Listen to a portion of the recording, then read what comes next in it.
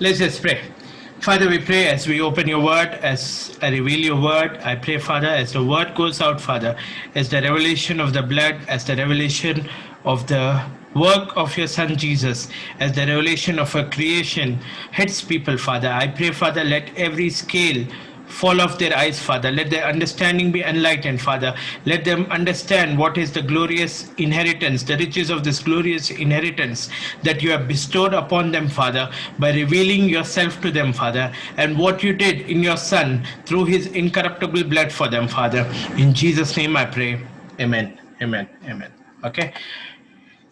Glad to have every one of you on the call. And we're just going to go ahead with this scripture right now. Uh, Hebrews chapter 2. You can look up the scripture in the screen in front of you. If you're on the phone or laptop, you will find it on the chat box in front of you. Hebrews chapter 2, verse 5.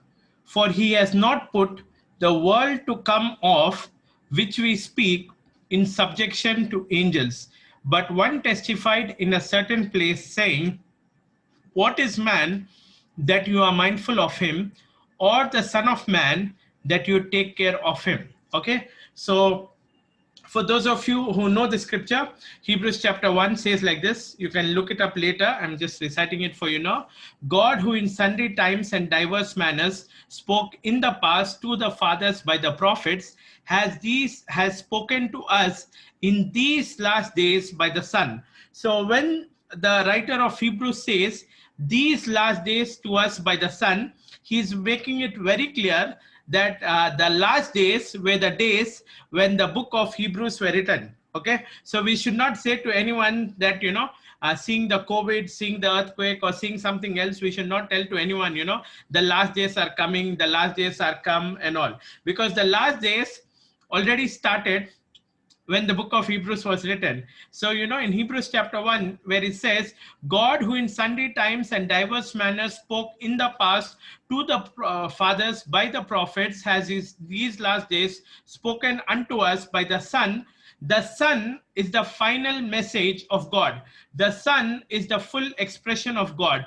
The message that the Son brings, or the message that is revealed to Jesus, is the full message, the full plan, the full purpose of God. So Jesus is the grand finale of God's language. That means God spoke to Adam, God spoke through angels, God spoke to the fathers, God spoke by the prophets, and God spoke in so many signs and wonders and languages, but none of it is a culmination, or none of it is a grand finale, or none of it is the final portrayal, or none of it is a final image of what God wanted to speak to us.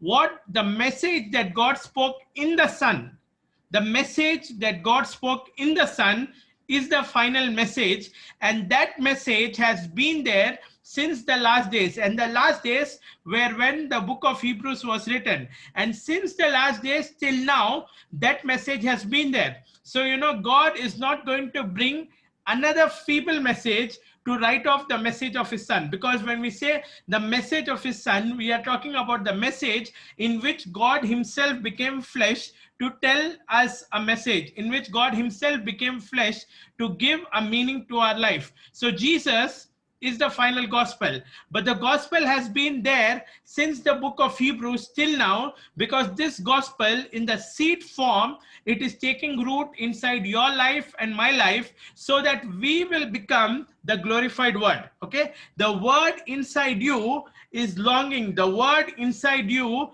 I told people in the service like this: Mary became pregnant with Jesus, and you are no less, because now you are pregnant with the word, and the word wants to become potent in you fully, and the word wants to grow in you, and the word wants to manifest in you. Because when the word manifests in you, or when you deliver the word, just like Mary gave birth to Jesus, when you are going to deliver the glorified word, the glory of this glorified word will cause incorruption to dwell in your life. It will cause divine health to dwell in your body. It will cause immortality to dwell in your life. So the message of Jesus is final.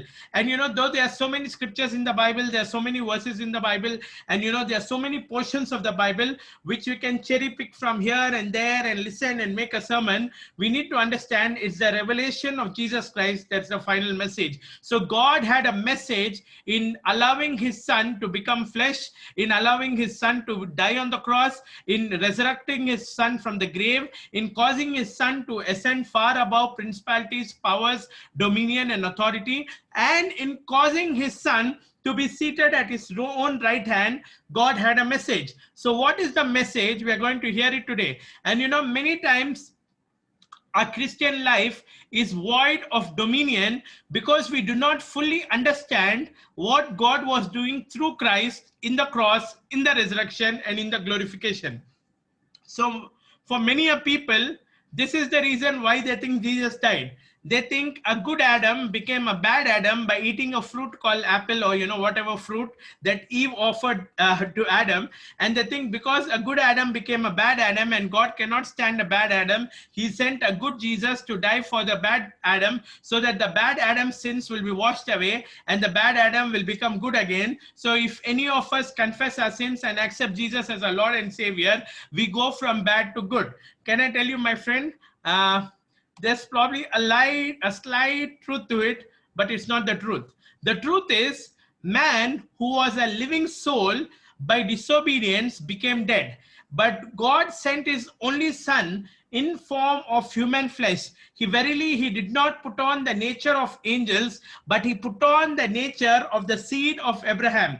Who is the seed of Abraham? You and me are the seed of Abraham. What is our nature? We have a flesh. So verily he came in the flesh. Why? Because he wanted to redeem those who are in the flesh. And he wanted to redeem them from what? He wanted to redeem them from sin, its side effects, even the last effect or the last fruit of sin, which is death. He wanted to redeem you and me, so he gave his only son. So God did not give his son to make us from bad to good, but God gave his son to us so that we will go from being dead souls to living souls. And the truth is, he did not restore us back to the garden to be like an Adam who was good. He did not, the famous Christian thing is that, this is a blunt lie, okay? I know it happens in all denominations. In most of the Christian circles, this is preached. And what we think is, when we accept Jesus, or when we believe in the blood of Jesus, when we do the salvation prayer, many people think that they are restored back to the garden. Means they are restored back to being a good Adam. They are restored back to being the Adam who never sinned. They think that is why Jesus died. But the truth is, my friend, Jesus did not die to restore you back to the garden. Jesus did not die to make you like the Adam who never sinned. Jesus died to make you like himself. Jesus died to position you in himself. Jesus died to position himself on the inside of you. So wherever you are, say this with me. My redeemed identity in Christ is greater than Adam's identity before the fall. The moment we talk about being Adam who had sinned, and the moment we want to become an Adam who was good before the fall, what we are doing is we are having a distorted image of the gospel. And today, when we are going to read the scripture portion again, we're going to understand who we are in Christ, and who you are in Christ is going to empower you to live a life of dominion. So Hebrews chapter 2 verse 5 says like this: for he has not put the world to come of which we speak in subjection to angels. Okay, the world that we are living in, God has not put this world in subjection to angels. The angels are not in charge of this world. Okay, listen to me carefully. Verse 6: but one testified in a certain place, saying, what is man that you are mindful of him, or the son of man that you take care of him? Verse 7: you have made him a little lower than the angels. You have crowned him with glory and honor, and have set him over the works of your hands. Now, is this all true about man? Yes. God loves man. God takes care of man. And God has crowned man, God gave a kind of glory and honor to Adam and he said to Adam, be fruitful, multiply, subdue, have dominion, be excellent and expand. He gave Adam the in charge of the garden. So he put everything subject to Adam. This is true, okay? But we need to keep reading further because, we should never pick one verse or a few verses and try to interpret the Bible. Verse 8, you have put all things in subjection under his feet. Whose feet? Not the feet of Jesus. God has put all things in subjection under the feet of man. Continuing reading verse 8. For in that he put all things in subjection under him, he left nothing that is not put under him. Now you need to understand this, my friend. When God gave man dominion, when God put everything under the subjection of man, he left nothing out of the subjection of man, or he left nothing that cannot be subject to the dominion of man. Okay, even though it does not look true right now, even though you believe that spirit powers are greater than you, even though you believe that angels and evil spirits are greater than you, this is the truth because we're reading the word. But how can you live in the reality of this truth? But we do not yet see all things put under him. Now I just told you, God put everything subject to man and God put everything under man's feet. But right now you do not see disease under your feet. Probably you do not see provision under your feet. Right now, probably you do not see your situation and your circumstance under your feet. Right now, you do not see death under your feet. Right now, you do not see decay under your feet. Okay, but how are you actually going to see it under your feet? Verse 9, but we see Jesus. Okay, now here is the thing, my friend. Every one of us is relating ourselves to someone, and whom we relate to, we become like that. Whom we relate to, we operate like that. Whom we relate to, we rule and reign like that. So there is a man called Adam. Because of him, you believe that you are a born sinner. But there is a man called Jesus. Now, if you believe if you believe that you are related to this man called Adam, or if you believe you belong to this race that is called the Adamic race, or if you believe that you are one more of this species that we call human beings, then you are always going to agree, yeah, we are lower than the angels, yeah.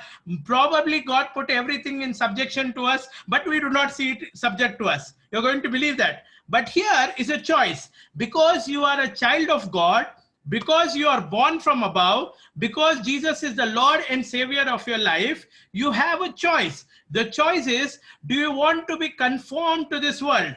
That means, do you want to believe like what the world is believing and saying, no, we are not greater than the spirit powers. We are not so great that everything can be subject to us. Do you want to believe that what the world is saying? Or do you want to be transformed and be like Jesus is? Do you want to be transformed into the glory, into the likeness of Jesus? How can you be transformed into the glory and the likeness of Jesus? Verse 9, but we see Jesus. Okay? Tell yourself, but I see Jesus. Tell yourself once again, but I see Jesus. Tell yourself once again, but I see Jesus. You see, my friend, many people are saying that they are Christians. Many people are saying that they are believers. Many people are saying that they believe God from the breakthrough. And God is asking you and saying, who do you see? Do you still see the Adamic race? Do you still see the unredeemed man? Do you still see the fallen man? Do you still see the believer who doesn't have dominion over everything? Are you still seeing a believer who is crying in front of God, who is lying at the feet of God, begging God for a breakthrough? Do you see that kind of a believer? Or do you see my son, Jesus Christ? Why? Because the moment you start seeing Jesus, it is not a seeing of Jesus, a photo of Jesus in the living room of our house. It is not seeing the wallpaper of Jesus on our phone. It is not, seeing the name Jesus written somewhere in the house or seeing a cross written somewhere in the house. This word, when we say, but we see Jesus, is talking about whom do you relate your entire identity, your spirit, soul, body? Whom do you relate with? Whom are you beholding? But we see Jesus. What happens here when you see Jesus? he was also made a little lower than the angels. He was also made a little lower than the angels. Adam was made a little lower than the angels. Jesus was also made a little lower than the angels. But Adam bought death for you. Adam bought death for you. But we see Jesus, who was made a little lower than the angels, for the suffering of death, crowned with glory and honor, that by the grace of God, he might taste death for every man. Okay, now listen to me, my friend. What kind of Jesus are you looking at? Are you looking at a Jesus who shed his blood so that you will be whitewashed from being a bad person to a good person? Or are you looking at a Jesus who gave his incorruptible blood so that you can be redeemed from everything corruptible? Are you looking at a Jesus who shed his blood, who tasted death for you by the grace of God? You know, we all say this: I am saved by grace. I am saved by grace. Through faith, I am saved. Through grace, I am saved. We say all this. But what is the purpose of God's grace? The purpose of God's grace is that Jesus has tasted death for everyone. And if you say that you want to die of sickness, if you say you want to die of poverty, if you say you don't want to die because of pressure, if you say that, you know, death is something that happens to everyone, then I'm sorry to say you truly do not believe in the grace of God. Because here it says, Jesus, by the grace of God, might taste death for you. He did not taste death for himself. He tasted death for you. And it is an insult if you say you want to die, because when you say you want to die, you are saying, Jesus, is it only you who has tasted death? Let me also taste death. And Jesus would say, why would I become flesh, suffer and taste death if I wanted you to taste death? Okay, so we need to understand that if you want God's incorruptible, God's eternal, immortal life to flow in your soul and body, it is just not about healing, my friend. Healing is a very small thing. Healing is like, you know, the crumb of bread. But God wants you to have the bread. Jesus said, I am the bread of life. So if you eat the bread of life, God wants you to have life in your soul, in your body, in every area of your life. So why did Jesus taste death? Next verse, reading the same thing. Might taste death for everyone, for bringing many sons to glory. For, you know, the bringing many sons to glory is the subheading. For it was fitting for him, for whom are all things, and by whom are all things, in bringing many sons to glory, to make the captain of their salvation perfect through sufferings. Now listen to me, my friend. There is no glory in sickness.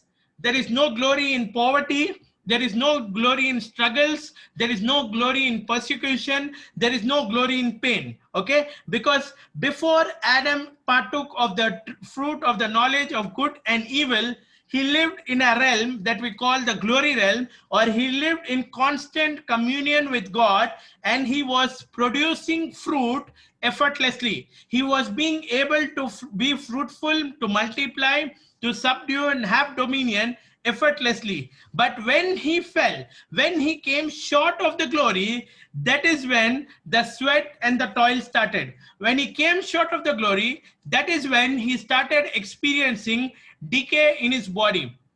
When he came short of the glory, that is when he started experiencing difficulties. Now, once you believe in Jesus, you've got to keep beholding Jesus. Okay, it's to give you another reference. Okay, Bible says we have not been redeemed by corruptible things like silver and gold. Okay, so all of us might be having silver and gold at home. If you don't have silver and gold at home, I pray that you receive soon, and whatever silver and gold is there at your home, I pray it multiplies and becomes abundant. But the thing is like this: silver and gold is a precious commodity. Silver and gold has some value, and the benefits of this silver and gold are high.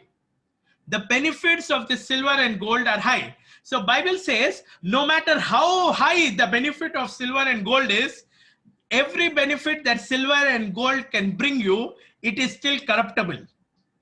No matter how high the value of silver and gold is, every benefit that silver and gold can bring you is still corruptible. In the sense, every benefit that silver and gold brings to you, it cannot stay beyond a certain season. If you sell your gold today, probably you bought your gold last year, 2 years back, 3 years back, and now you know the gold rate is booming. And if you sell your gold today, you might get a lot of money. You might be in profits, or you know, you might pledge your gold, take that money, start a business and be in profits. But no matter what benefit you are going to get by your silver and gold, all benefits that come to you by your silver and gold are still going to be temporal.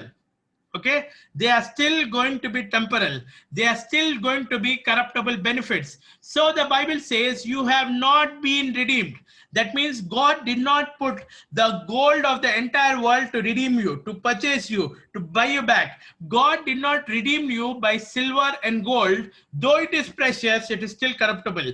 But he redeemed you by the incorruptible blood of the Lamb. That means what? The benefits of the blood of the Lamb should be incorruptible.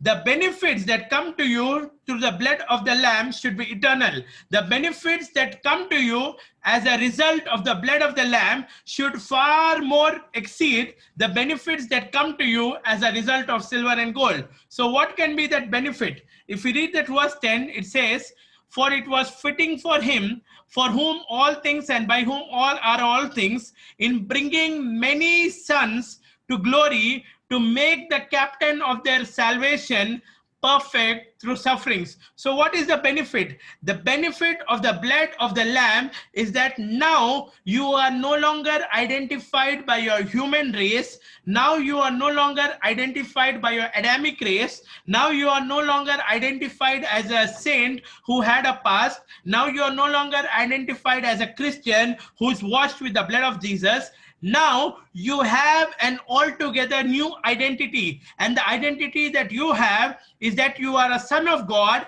and that you are in the glory realm. Now where is the glory realm? The glory realm is far above the realm of the angels. So Adam fell, even though he was below the angels. Jesus also became lower than the angels, but the reason Jesus became lower than the angels is so that he can go to the lowest part that a man can experience, that is death. And through his death, he rose from his death. He ascended far above principalities, powers, dominion, and authority. That means he rose even above the angels to be glorified by sitting at the right hand of the Father. But in doing so, he redeemed you and he redeemed me from this realm or this race called the Adamic race, or the human being, or the human mortal being race, to becoming a son of glory. Now the thing is like this, my friend. Every one of us wants to play the match separately and win a World Cup, right? Recently, you know, all know that Dhoni retired, right? So when he was a captain, the Indian team won the World Cup. Now, if you are a player in the team, or if you are the 12th man, if you're the coach, if you're the physio, if you are on the team and didn't get to play, whatever it is, when Dhoni lifted the trophy, it means that Team India won. And when Jesus died and he rose, when he ascended and is glorified, that means the entire Adamic race was redeemed. Now, if you believe it, you get the benefit of it. If you don't believe it, you're doomed. But the thing is here, many people are professing Jesus to be their savior, but they do not believe that they have been redeemed from corruption. They do not believe they have been redeemed from decay. They do not believe they have been redeemed from death. And that is why we are still experiencing sickness. That is why we are still experiencing persecution. That is why we are still experiencing pain. Now, somebody might say, oh, this sounds to be too good to be true. But if we believe so much, is it really possible? The truth is, are you going to believe God's word, or are you going to believe man-made doctrines? Do you want to believe what the word says, what Jesus did to you? Or do you want to believe what religion says happened to you? Religion says you have just been washed by the blood of Jesus to turn from a bad man to a good man. But the word here says that you have been redeemed from being in Adam. You have been redeemed to becoming a son of glory. And a son of glory is not supposed, listen to me, the sons of glory are not supposed to suffer lack. The sons of glory are not supposed to suffer disease. The sons of glory should not get infected with sickness. The sons of glory are not subject to death. Why? Because the sons of glory are beholding their captain. The sons of glory are beholding their elder brother, and their elder brother has actually conquered the grave. He has defeated death for them. And if he has defeated death for me, I do not need to partner with that. Not even in my thought. Yeah, the news says so many people are dying. The newspaper says so many people are dying. Everything around us might be in havoc.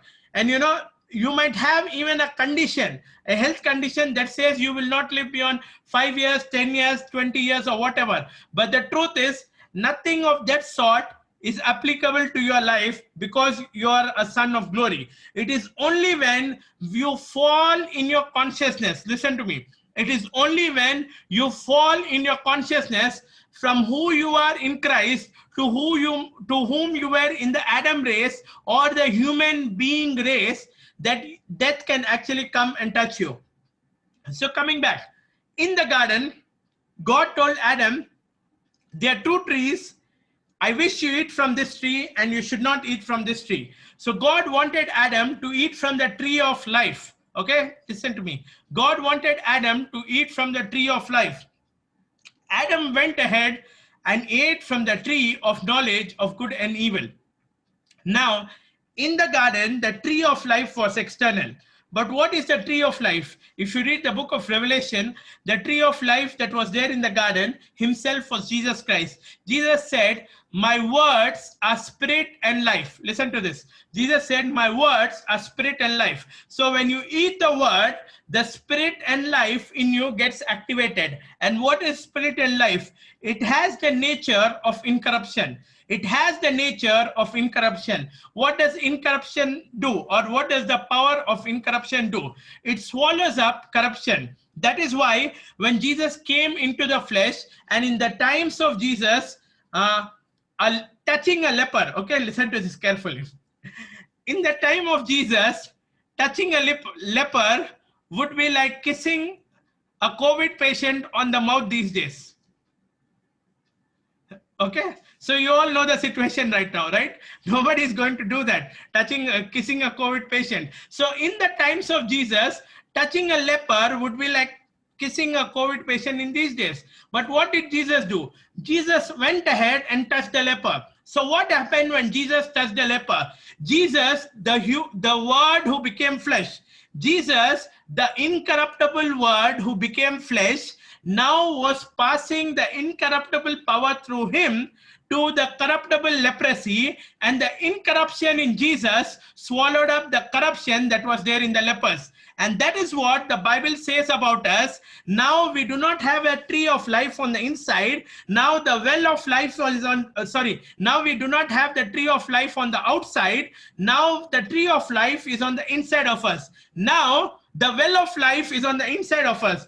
Jacob's well turned the dry land into a field. Jacob's well turned the dry land into a field. The fields gave harvest, that gave abundance of supply, that gave livelihood, that gave life to so many descendants of Jacob for generations and generations, in so much that even after thousands of years, they recognized that this was Jacob's well. Now, you do not need a Jacob's well that is external, because you have a well on the inside of you. And Jesus said, when the well on the inside of you springs up into rivers of living waters, that is when life will flow. What is the purpose of a river springing up? It is to flow. And where does the Holy Spirit on the inside of you want to flow? It first wants to flow into your soul. He wants to flow into your body, and through you, he wants to flow to everyone else. That is why Jesus said, heal the sick, cleanse the lepers, raise the dead. Why? Because it is the nature of the Holy Spirit. Listen to me.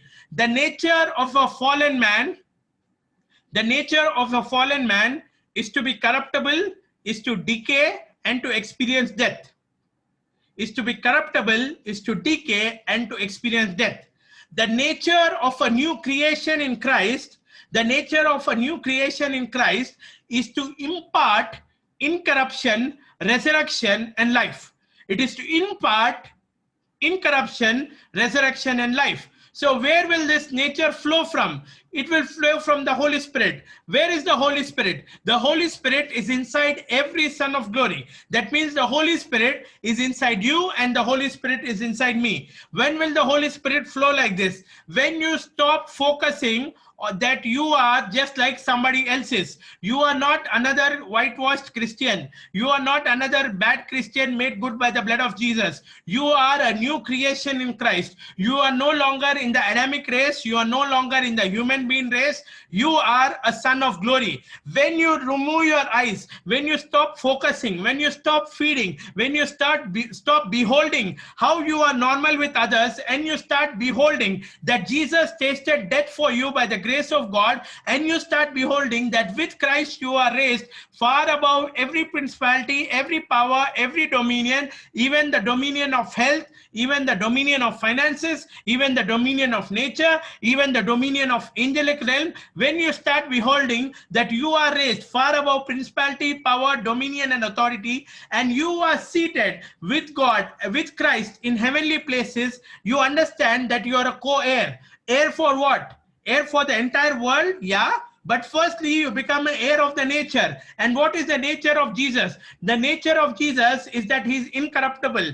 Corruption cannot touch him. Leprosy cannot touch him. HIV cannot touch him. Cancer cannot touch him. COVID-19 cannot touch him. If it touches him, it dies. Why? Because incorruption swallows up corruption. Because the life of Jesus is greater than the sting of death. So that nature is in Jesus. And Jesus is right now inside of you through the Holy Spirit. When you choose to behold Jesus, you allow the well that is there in you to spring up with rivers of living water. When you choose not to behold Jesus, when you choose to behold how you are a common human being like somebody else, when you choose to behold how you are a saint with a past, when you choose to behold how you are a bad sinner washed with the blood of Jesus, and now you are just like a saint who is calm and relaxed, when you're doing all these things, you are saying you are just a mere human being. And Bible says, though you were once in Adam lower than angels, now you are not lower than angels.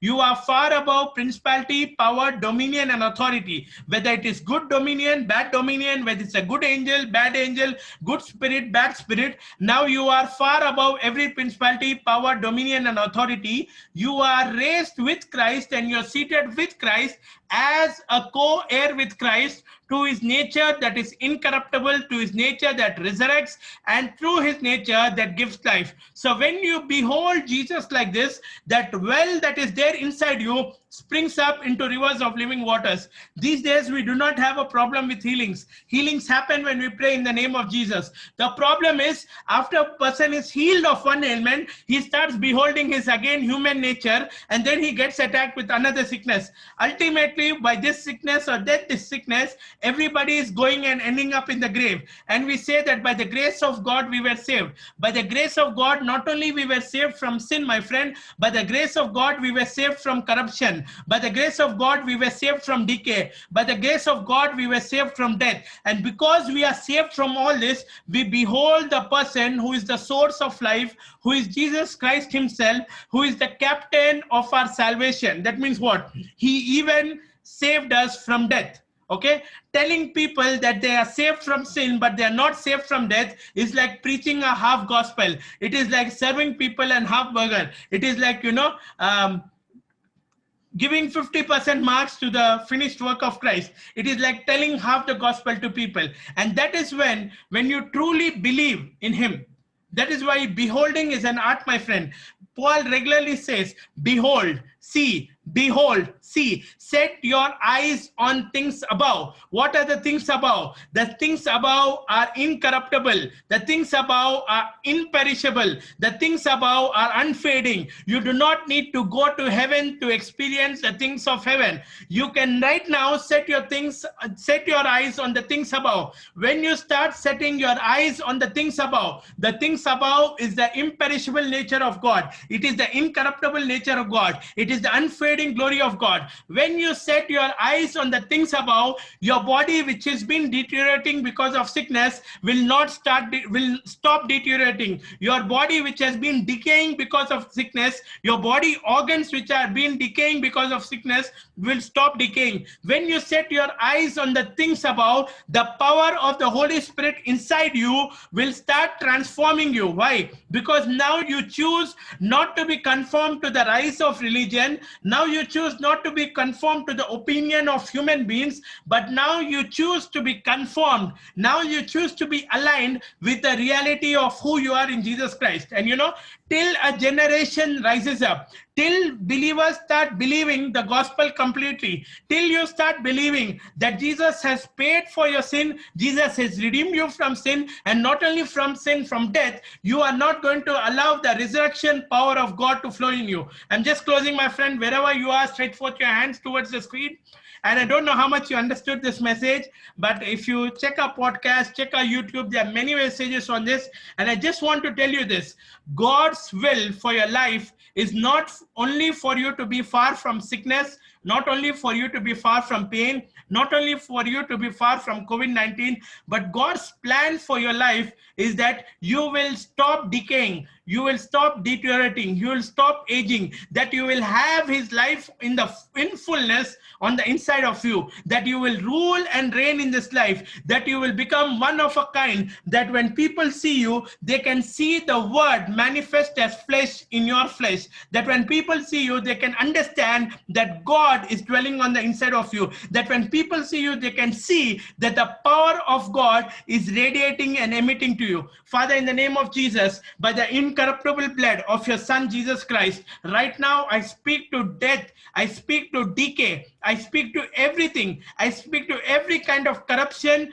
dwelling in the soul and the bodies of these children, Father. You have called them sons of glory. You have said that the captain of our salvation, Jesus Christ, has already been perfected through suffering, so that we might not go through that suffering, Father, but we might enjoy the glory of being far above sickness, the glory of being far above disease, the glory of being far above pain, the glory of being far above poverty, the glory of being far above persecution. So right now, I speak the resurrection power of the Holy Spirit to flow from the inside of you into your soul and your body, to flow from the inside of you into your soul and your body. I call forth the well of God inside you to burst forth like rivers of living water, to burst forth like rivers of living water. Right now, I just see a vision. I see like a gushing of water. I see like a gushing of water. There are people going to experience the gushing of the Holy Spirit around their stomach area. The belly is the heart, my friend. But sometimes God allows you to have these physical experiences so that you can understand that the spirit realm is a reality. Right now, I call forth the rivers of living water to come forth out of your belly in the name of Jesus. I speak to every sickness, go in the name of Jesus. I speak to every pain. I bind you, I cast you out in the name of Jesus. I speak to infirmities, leave this body in the name of Jesus. I speak to problems, I speak to tensions, I speak to mountains, melt now in the name of Jesus. I speak the fire of God upon you. I speak the fire of God upon your hands. I speak the fire of God to consume every soul issue in your life. I speak the fire of God to consume every kind of unforgiveness, to consume every kind of bitterness, to consume every kind of lust, to consume every kind of grief, greed. I speak the fire of God to consume it in your life.